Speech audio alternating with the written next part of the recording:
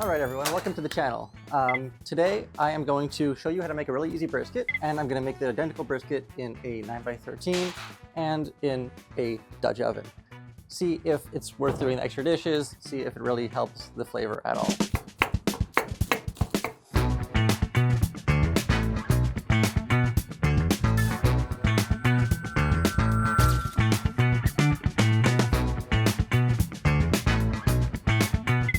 All right, so here we've got our briskets. They're both second cut brisket, which if you're gonna do this, I would recommend second cut versus first cut, unless you're doing a whole brisket.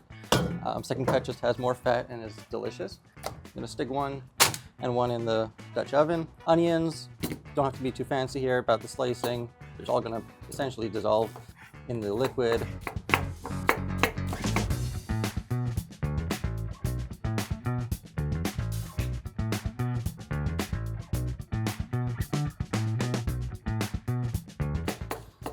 Briskets, 2 large onions in each. I'm gonna take some apricot preserves and just a few large scoops of about 3 or 4 for each brisket. Ketchup, lots of ketchup. We have about a cup of ketchup in each. So we got 2 onions in each, 1 brisket in each, and about 1 cup of ketchup in each one. Now, anytime someone tells you that there's a secret ingredient to anything, all they mean is MSG. Boy. So we're gonna do quite a bit of MSG. Mushroom soup mix, do 2 scoops in each. Mushroom soup mix, again, this should just be easy stuff that you have at home anyway. Some onion soup mix, again, just 2 scoops.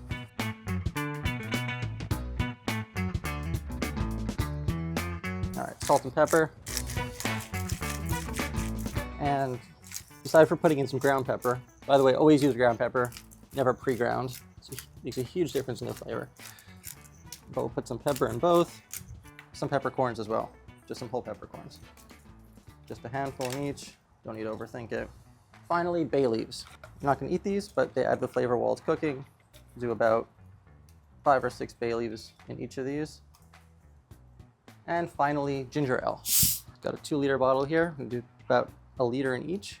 This is going to keep it really moist, give some sweet, delicious flavor. I like to put this in last just because it allows everything to mix a lot easier.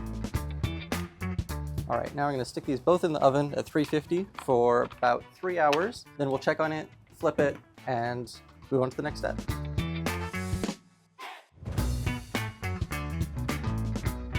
All right, we're back. They've been cooking now. Both briskets have been cooking in the same oven for about 2.5 hours. They smell great, so I'm gonna check on them a little bit early. All right, let's see what we got here. And let's see what it looks like. Ooh. Smells great, looking good over there. And let's see the Dutch oven. Ooh, wow. I think you can already start to see a slight difference.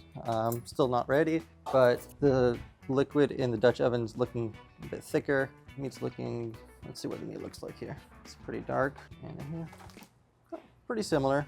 At this stage, I do think that it's a little bit darker in the Dutch oven, but otherwise it looks very much the same. A little drop more tender in the Dutch oven, but again, very similar. Still a lot of cooking to do, but it's looking good so far. Stick it back in the oven, check on it again in about 2 hours. All right, it's been another 2 hours in the oven. Both should be ready now. Let's take them out and take a look. All right, let's start with the tinfoil, the 9x13. See how that's looking. Oh, looking good. Fork should have very little resistance going in. Oh yeah, that looks great. All right, looking great. And Dutch oven. Wow, you could already see immediately that this is a lot darker. Oh wow, and it falls apart a lot more easy. Oh, wow. All right, so we have here Dutch oven, 9x13. Let's slice into them and take a look. One more thing to note, if you're gonna keep the gravy and use the gravy, which you definitely should, the Dutch oven, it's much thicker. Take a look over here.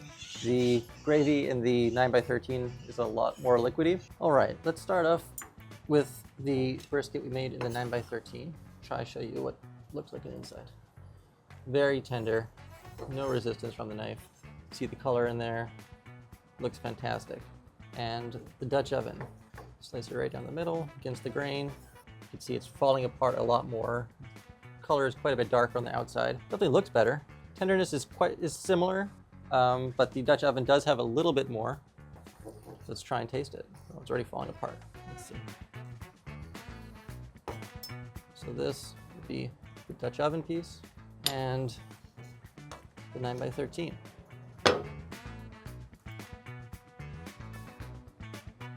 9x13, fantastic flavor. Drop on the chewy side, but still fantastic brisket. And then here we've got the Dutch oven. Color looks better, tenderness is better. Let's see what it tastes like. That's really good. Tenderness is fantastic.